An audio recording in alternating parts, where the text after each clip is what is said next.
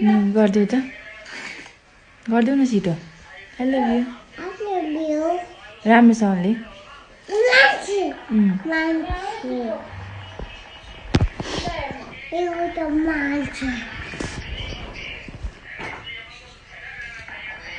I love you गरिदेऊ न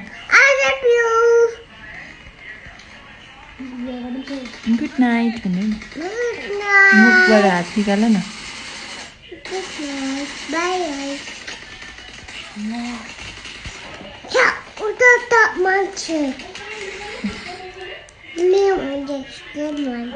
ए रियोङ जस्तै मान्छे हो